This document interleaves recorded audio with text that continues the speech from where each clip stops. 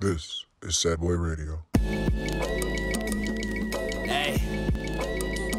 All right, everybody, welcome back to Sad Boy Radio. This is Matt, your host, and today I got another special guest, another artist that isn't in the inner circle. Go ahead and introduce yourself, Sauce. Yo, Sauce, Saucerton, sauceypippen, whatever. All those doesn't really matter. But yeah, that's who I am. Yeah, give them a little rundown of you, bro. I've been doing this rapping shit for like 5-6 years now, maybe. Sounds really weird saying out loud. And then did the whole label thing, left the label thing, went back to school, went for sound engineering, dropped out because of the pandemic, and now we just on a grind out here. That's really, it's a nice little rundown for it. The pandemic be fucking shit up, bro, and it's a good thing and it's a bad thing because it's provided a lot of people with the opportunity to do self-discovery, but at the same time, it's also fucked up like a lot of plans people have had. Definitely. I was cooling on honor roll at SAE. I was proud as shit, and that shit just instantly cut out. It was terrible. It was so bad.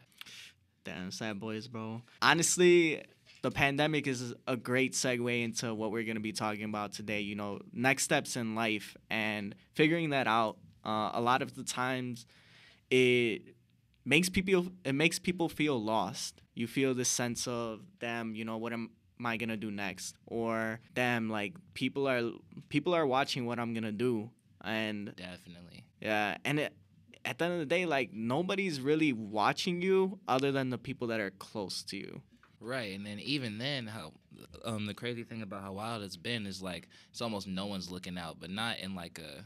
It's making some people feel like there's no one there for them, but everyone has had to get on their grind so crazy because of what happened. It seems like you have to really reach out to get people's attention, which isn't a problem. It's just, you know, everybody's trying to regroup. Yeah, especially now that like everything's opening back up, like everybody wants to be out. Everybody wants life to get back to normal, but it's not that easy, honestly. I just want to stack and stay in the crib. Like, I'm over outside. Like, that shit. Nah, I'm ready to go back outside, bro. We back outside. Well, I mean, I'll pop out once or twice. I mean, I ain't gonna live in the crib, but for the most part, you could catch me there. It really be like that, bro. But talking about next steps in life, right? When you're so young, you got to hold it together for everybody else, right? Definitely. Everybody else in your life, such as like your parents, your brothers, sisters, whatever it may be, right? Your family, you're holding it together, especially when you're all going through something in life. Definitely. And you're kind of like the captain of that ship. You know, you got to be strong for those around you. And a song I think about, it's actually by Shawn Mendes. Hey, the music taste around here goes all over the place, but Fuck it up. it's called Hold On. And he wrote it about like his dad talking to him about, you know, you gotta stay strong, you know, through whatever you're going through. And he says, think too much when I'm alone. I never win when I keep all my thoughts inside. And it's definitely something to think about. Definitely. What the fuck? Hey, when did Shawn Mendes get so deep, bro? Psst, never. What the fuck? Maybe I need to tune in. Maybe I've been sleeping on Shawn Mendes. Hey, bro. But yeah, if you think about it, this overthinking shit, it really does kill. And what do you do at that point, right? Really, like it's a certain point between overthinking and kind of planning out because it all starts that way. Like you have to have a plan for everything, but you can get so caught up in making that plan or just trying to figure out how to start that plan. You look up and like months went by and you haven't done anything. So yeah. So what are your current plans, bro?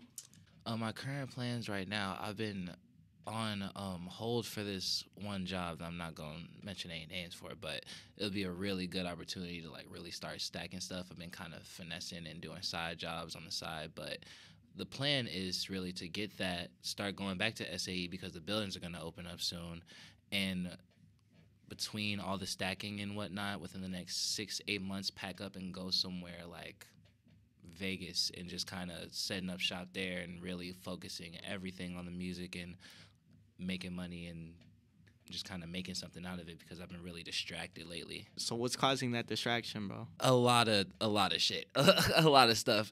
The main thing is really kind of being in love. Like it's not really a bad thing. It's more so the way I am. Like as soon as I'm in love and have my girlfriend, like I kind of want to be all around them all the time, just give them all my attention, all the effort, all that stuff, which is fine.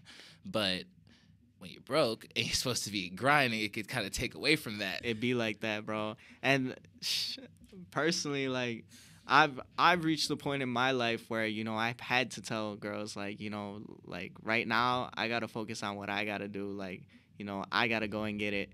I've mentioned it on the podcast a couple times, but really, you know, especially when you got so much other shit going on in your life, right? Just like I said, you got to hold it together for other people. It's like, you know, as much as I'd like to give my time and energy to you, it's not going to happen right now. And one of the biggest struggles with planning is the balance, kind of making sure that I can give myself that freedom to get everything done while still kind of honoring those responsibilities as a boyfriend. Because I'm not trying to run or nothing to get shit done, but I want to go off and build something so that we can have something to stand on. You feel me? Yeah. And you just got to have supreme focus to do that. So if I got to dip for a little bit to make some shit happen, I'm going to do that. I know that when we were talking through text earlier in the week, you had mentioned that, you know, you want to pack up, you want to leave and just find something new. You know, what instilled those feelings in you? What really instilled them, like it's kind of been a plot of mine, not like a big one, but kind of like a afterthought to maybe do something like that for a while now, even before I met my girlfriend like a year ago or so. But my man's Kevin, one of my best friends since high school, he's probably one of the only people I've known to always make sure I was on my shit, and always did the same for him. Like, we used to live together in high school and wake each other up to make sure we got to school, like through everything, little shit like that. And he hit me and was like, we have to do this because I know you and I know what I've been doing, and we both been wasting time and not getting shit done. We could really do something. We could make our dreams come true, but we have to pack up and go do it because we're so easily distracted by all the stuff we have going on. And if you just kind of remove yourself from the situation, we could probably make something go. Like, we could really build something if we just take 6 months to a year period to just focus on building something. And you definitely got to surround yourself with the right people to do that, right? Definitely. Especially having your friend, like, that's just such a good support system, having the right support system. Because personally, like, for me, especially, like, with girls, like, just like we were saying, you know, when you have someone that has no drive, has no motivation or any future plans, just like we're talking about, right? It's like, okay, I got this plan for me. What are you going to do, right? Right. And it drags you down because you're thinking, all right, like, you're keeping me stagnant. There's only one way to go, and it's up. And then you got people dragging you down. An interview I think about is a Snoop Dogg interview that he says that, you know, the top's lonely because you keep going up. And once you're here and everybody's here, you just got to cut the cord. Yeah, it's really no time for, like, as much as you love people and care about them, if it gets to a point where all they're doing is just stopping you and slowing the process, then if you really want to get it done, then you got to make some moves. And cutting people off, it's not easy, bro. Not at all. I don't know, man. It's just like a thought process, but especially when you're more mature, when you're able to understand, like, all right, this isn't for me. You know, those times where, like, I'm gonna use a relationship for example. SBR always comes back to this because that's all we know around here. Sad boy shit. So, for real.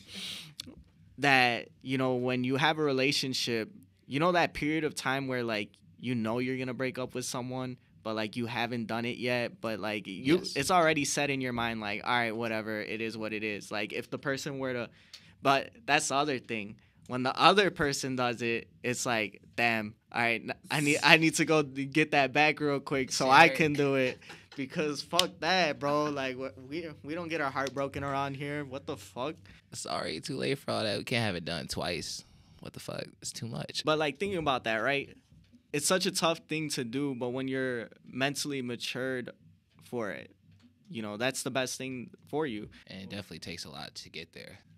Yeah. Like, there were plenty of times where I definitely should have. It was at that point, and I totally should have cut it, but I didn't until, like, either they did it or some, like, crazy out-of-the-box shit happened first. And it shouldn't get to either one of those points, at least to the point where it's, like, aggressive and shit. It should be a calm thing if that's where you're going. Hey, it's tough out here, bro. It'd be like that. What Rihanna say? We found love in a hopeless place. But hey, see, everybody knows, bro. Everybody's sad boy. Sad boy radio, bro. It's official. Rihanna is definitely a sad boy. Fuck all that bad girl stuff. All right. But getting back to it, right? Next steps in life. It's it's a tough thing to figure out, bro. I had my own self-realization of like, okay, what am I gonna do next? Back in like November, December. It was during like the presidential election, because at that time I was thinking, you know, how does someone become fucking president? And I talked about it in the first video, the first ever SBR video, where, you know, how does someone become famous, all this shit, right? Because I was genuinely trying to figure out, like, you know, what do I want to do with my life? I'm getting so much closer to graduating, and it's like, all right, well, what the fuck do I do? Right. And for me being in that position, it takes a lot of thought. Like, okay, I got this person around, but fuck them. I'm not going to make a decision for them. The decision's for me. So that's when I was like, okay, now I really got to get started with this podcast. And then I bought the camera. Vic said my camera sucked, and he found the 4K camera. So yeah, that's how we're here, SBR and Blue Door Studios. But thinking of that, right? At that time, I was just going through where I'm like, man, like, what's gonna make me happy? And I sat down with my dad one day, and money was stressing me the fuck out. I don't even know why. Like, I don't got things to worry about. But it's like, damn, I don't got enough money. Man, this whole money thinking is really tough out here. Like, especially if you don't got it, it's real hard out here. And I was asking my dad, I'm like, you know, bro, like, when is enough enough? He's like, bro, it's never gonna be enough. Like, you could have $1 million and you'll still feel like you don't got enough. And I'm like, damn. And that's when I ran into an interview with Justin Bieber's manager. Where Justin Bieber's manager talks about, you know, how back in the day he was selling fake IDs, all this shit. Long story, right? Finessing. And his ultimate goal was money. And by 26, 27, he had all the money he wanted. He's telling the story about he met his financial mentor, his financial, like, idol, right? Right. And he asked him, you know, how much is enough money? How much is enough? And I'll be happy for the rest of my life. And he told him a number, and he said, all right, that's a good number. Like, for the rest of my life, I'm going to work towards that goal, right? Mm-hmm. And by 26, 27, he has that money. And his bank account or his accountant calls him one day, hey, you got this much money. And he realized, damn, I'm the richest person in my family. So he calls his dad, and he tells his dad, Dad, like, I got this much money. I'm well past the richest person in our family. And he's like, how do you feel? And he goes, I'm fucking depressed. Oh. And I just really think about that because I'm like, damn, you know, these people that we look up to that are in the industry already, right? Yeah. They say that money can't buy happiness, but to us, we think, man, but it sure would make life a lot easier, which it does. Yeah. But it's like, man, if someone could have that much money or have that much success and they're still fucking, like, sad, that's fucking crazy. And I think it all comes from making your, like, true goal and pursue money, because when you get it, you're still not fulfilled because it's still more money to go get no matter how much you have. But if you kind of figure out who you are and what you really want in life, that can, like, kind of, what's the word? Like, subside you to not want it anymore and, like, just have everything you need, then that's kind of more achievable than just after trying to get rich, because you can, even if you get it, you're not going to stop. And you could spend your whole life having money and getting that money and getting it back, but you can look back, be old, and be ashamed of what you did. Not because you did anything grimy or anything, but, like, because you wasted your life getting money instead of being happy or making memories or making relationships, or, you know, so it's fine line with everything. And it's definitely like, you know, what do you want in life, right? Because that's what his dad asked him afterwards. He's like, all right, think about it for 10 minutes and give me a call back. What makes you happy in life? And when he calls him back, he's like, oh, you know, I like hooping with my friends. I like doing charity events, all this stuff. And, you know, he does that now. He put on that charity event in Manchester with Ariana Grande. I know he's done a couple different ones. Right. And really, it's just setting your own goals, right? Yeah. A question I have for you is, you know, what is your ultimate goal? My ultimate goal? Well, I have a kind of shorter one and a longer one, more like a milestone that should happen if I was to ever propel in music, you know? Like, just being able to rock the crowd, like, actually see the crowd losing their mind over what you're doing, because I've grown up being that person going to all the festivals and concerts and running the crowd from in the crowd, leading those mosh pits and things like that. So being able to then take it on stage and really control the whole scene is a dream of mine. I might cry. And that's okay. But the bigger one, I honestly think the Writers Hall of Fame would really do it for me. I don't really care about Grammys or things like Artist of the Decade. Like the Writers Hall of Fame, where only like one rapper who is Jay-Z is inducted in, like the whole like your pen is one of the best on the planet. That's what I want. Mm. And another question I have is, once you achieve that ultimate goal, like, what do you do after that? I think then that's when I turn my attention to kind of helping and giving back. Because I imagine once I've gotten there, I can do something to make a change. And I've never... Okay, so I have this thing about like all the new activists that you see on the internet now, which is... It's just fine. Activism is cool. Speaking out is cool. But people talk about it with so much aggression like they're actually going to make change, which kind of clouds the discussion, Mm-hmm. Not to say if you don't have anything to help, don't talk, but it's a whole... Well, when I actually have a place and platform to make change and reform places and create recreational centers and do all types of things like that. I actually used to have this one crazy dream of like really funding a hospital and having not strictly minority, but like for the most part like minority doctors who don't get a chance in certain spots in other places, and it would be not completely for free or anything, but it would be, you wouldn't get $1,000 bill for an ambulance ride. Yeah. Like, and stuff like that. But I don't talk about those things because I don't have the stuff for it. But once I do, I definitely plan on making those moves and doing stuff like that, creating businesses of some sorts, just kind of spreading out an empire, not to really take over, but to change things or set them the way they should be. Yeah, similar to, what other artists do. That's definitely like a new take on it. But I'm pretty sure like J. Cole, he rents out his old home, the 2014 Forest Hill Drives home, right? I think so. He rents it out to like families who are in need, and he pays the rent. I think I heard that. I'm almost positive. I'd have to really go check my facts. Yeah, like, has to. Yeah, owns the house, but let's like the people live there on low rent or like no rent, one of the two. Gotta be one of the two. But everybody's always looking for a way to give back, and maybe that's one of the like keys to fulfillment in life, right? I feel like a lot of people are always looking for something. There's always something missing in life, and you're always searching. I think that's what really defines your next step in life. What's the next thing you're searching for? Yeah, and another thing about that, I feel like there's a lot more people out there that do kind of make moves to help, but it's for the act of helping and the prestige that comes with it. And that's why there's a lot of help out there that isn't really help, But I feel like no matter how much you have and people screaming at people like Jeff Bezos to like give away their money and stuff like that, but if it's not in your heart to help somebody, I don't know if you should really step in because it's probably not going to be done right. Honestly, oh my gosh, that's such a controversial topic, bro.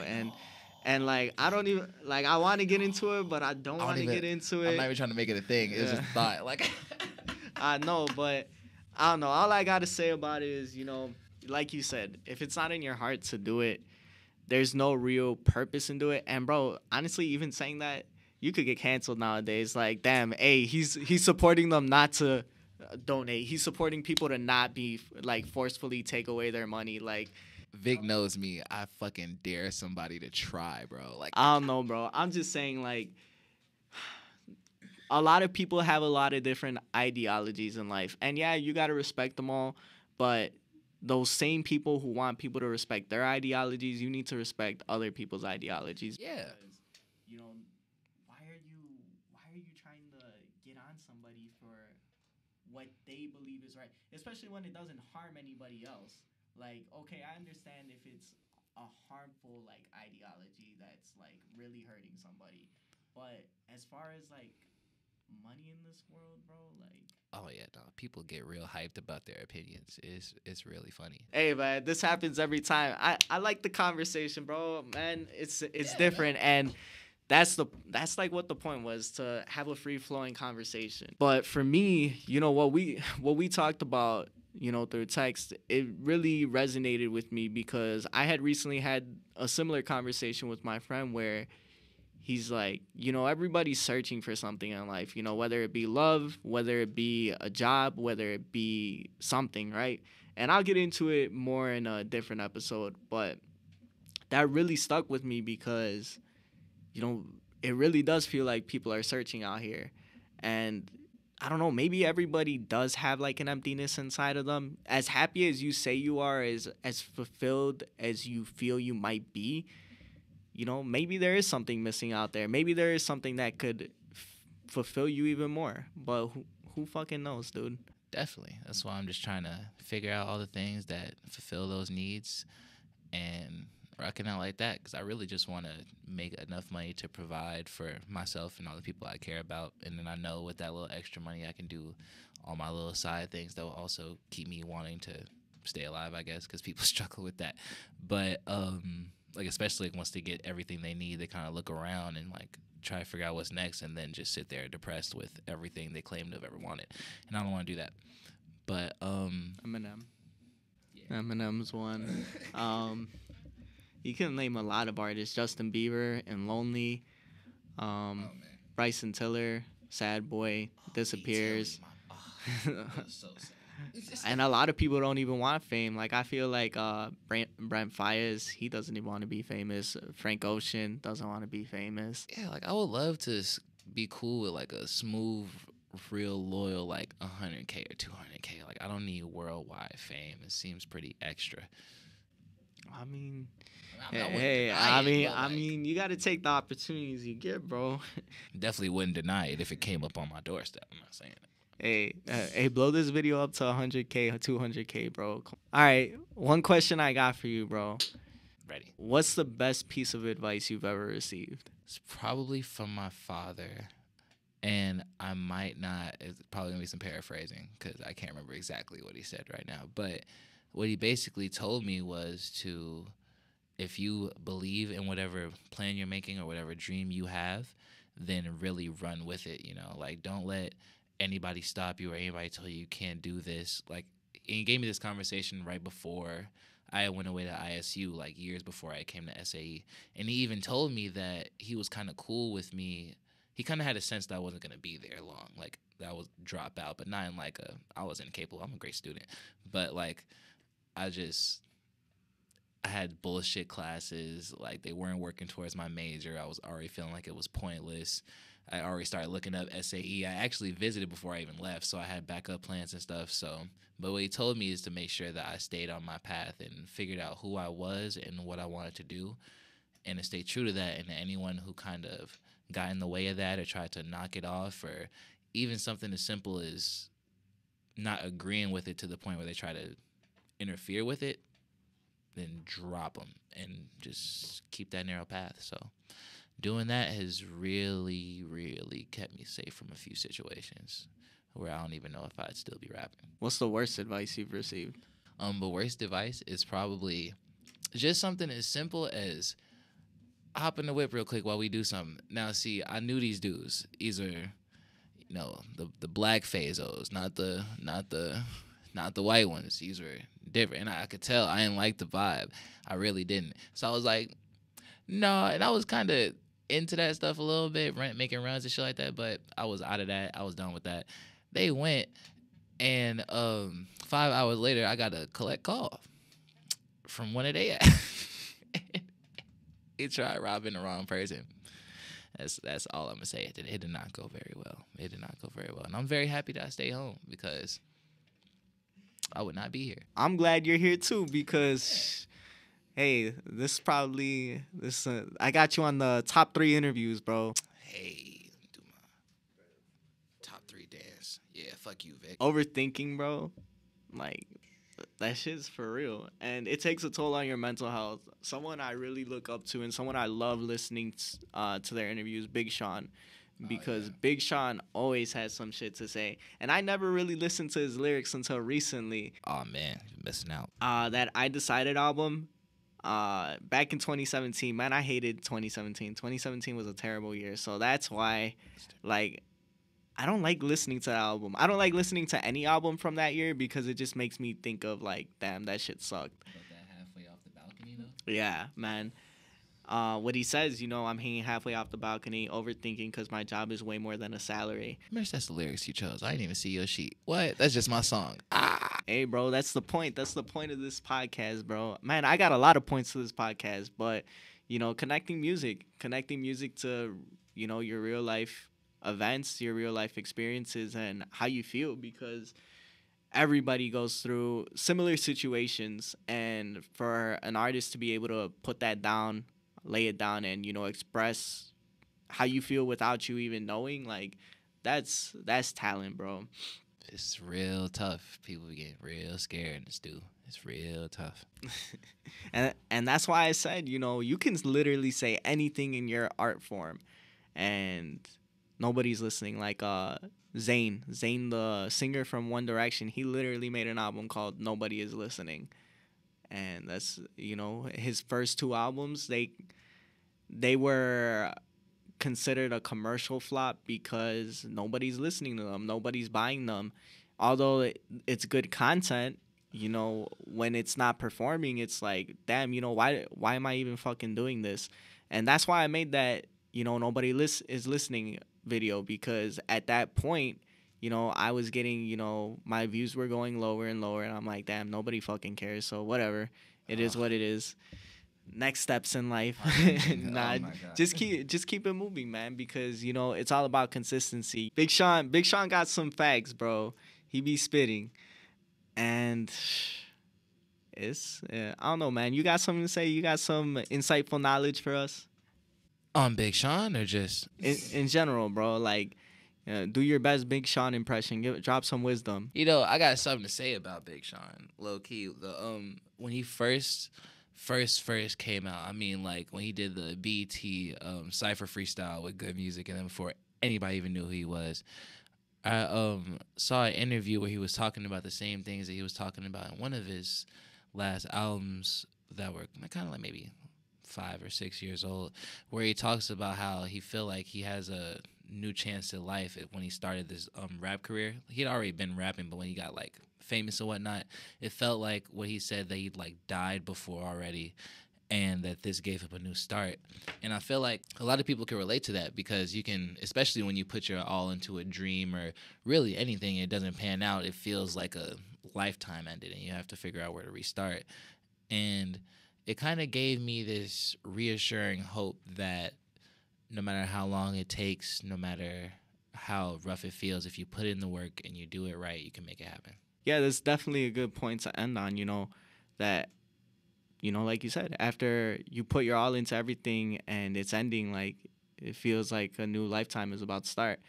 And that's all Next Steps really is. Once you end one chapter, once you complete, a degree, once you complete an album, once you complete something, right?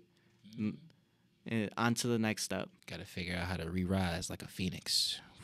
From the ashes. Yeah, straight like that. Since we're going to end the show, what's your piece, bro? So that every week we've been having the guests bring a special piece that, has sentimental value to them, represents them. What's yours? Yeah, so it's this heart chain that I have, and it's not like one of the heart shaped. It's actually shaped as in like the heart organ.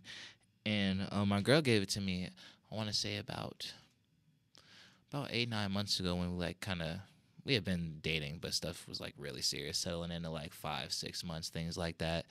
And it was kind of this symbol to show how much, like, no matter what we go through, all the petty fights we have, all the stupid shit we do, like, she has my back and she supports me in whatever I do. So I keep it on me, and if there's a period where like she'll be gone for a little bit or away from me at some point, she'll take this chain and actually put it around her rearview mirror in her car, and it'll just be hanging there. So it's kind of just a piece for us to stay together in a way to where even when we're not together, we are. And it kind of gives a little boost of confidence knowing you got that little cheerleader in the back. So that's what's up, bro. Yeah, it definitely helps when you got your biggest fan supporting you. Yeah. Thank you, Sauce. Thank you for coming on. Yeah, I had fun with this one, bro. Oh, man, thanks for having me. This was a fucking blast. It's good to see the homies again, too. Hey, Sad Boy Radio. Thank you, everybody. Go ahead, like, comment, and subscribe. And make sure you share this video. Yeah. Go ahead and check out my boy Sauce, too. Yeah, do that shit. Fuck you Peace talking out. about. Whoa, hey, young little stoner, little V loner. Whoa, wait, my mind rewind all the time, but I promise I'm It's Sad old. Boy Radio. Okay, understand all of it. I see my fault, so there's no blame. Niggas don't feel shit. They gon' hear this.